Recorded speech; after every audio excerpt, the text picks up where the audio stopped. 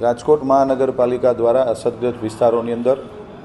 અત્યારે તો સૌથી પહેલું અમારી અગ્રતા લોકોનું જે સ્થળાંતર કર્યું છે એ જેમ જેમ પાણી ઉતરતા જાય એમ લોકોને પોતપોતાના નિવાસસ્થાન ઉપર શિફ્ટિંગ કરવા, એની જમવાની વ્યવસ્થા, એની રહેવાની વ્યવસ્થા, ખાસ કરીને જે અસરગ્રસ્ત વિસ્તાર કે એવા કે જંગલેશ્વર છે, લલુડી વોકરી છે, રામનાથપરામનો વિસ્તાર છે, કેસરીન પુલની નીચેનો વિભાગ છે, જે ડેમના કાંઠા ઉપર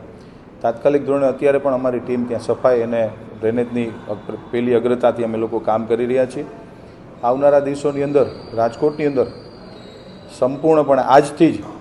વોકડાની સફાઈ ચાલુ કરી છે, જે વોકડામાં જે કચરાના બ્લોકના કારણે પાણી ઉભરાણા હતા એ આજ સાંજ સુધીમાં આખા રાજકોટના ડ્રેનેજના જે વોકડાઓ છે એ ક્લિયર થઈ જશે.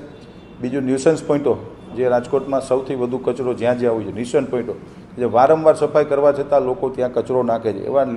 ન્યુસન્સ પોઈન્ટોની સફાઈ કરવામાં આવશે. ઉપરાંત જ્યાં કોઈ પણ પેચવર્ક કરવાના છે, રોડ રસ્તા જ્યાં તૂટ્યા છે, ભારેથી અતિભારે વરસાદના કારણે રોડ રસ્તા જ્યાં તૂટ્યા, વિધિને 1 વીકની અંદર રાજકોટ મહાનગરપાલિકા આખા રાજકોટના તમામ રોડ રસ્તાના પેચવર્કના કામો શરૂ કરી રહી છે. એ આંકડાકીય માહિતી તો જિલ્લા વહીવટી તંત્ર દ્વારા મળતી હોય છે, પરંતુ રાજકોટ મહાનગરપાલિકાને કેટલી નુકસાની ગઈ એમાં હજી સુધી કંઈ આંકડાકીય માહિતી આવી નથી. પણ જે હશે સરકાર ચલાવીએ છીએ, પ્રજાના પૈસે રાજકોટ મહાનગરપાલિકા જ્યારે ચાલતી હોય ત્યારે લોકોને જે કંઈ પણ મુશ્કેલીઓ પડી છે આ 4 દિવસ દરમિયાન એનું તાત્કાલિક ધોરણે કેવી રીતે નિવારણ થાય. બેઝમેન્ટની અંદર પાણી ભરાઈ ગયા છે, પ્રાઇવેટ અપાર્ટમેન્ટની અંદર, કોમર્શિયલ કોમ્પ્લેક્સોમાં ભરાઈ ગયા છે. ખાસ કરીને જે ખાડા છે એ ખાડા અઠવાડિયાની અંદર નવા પેચવર્ક, નવી પદ્ધતિથી પેચવર્ક શરૂ કરી રાજકોટના લોકોને મુશ્કેલી ન પડે એના માટેના અમે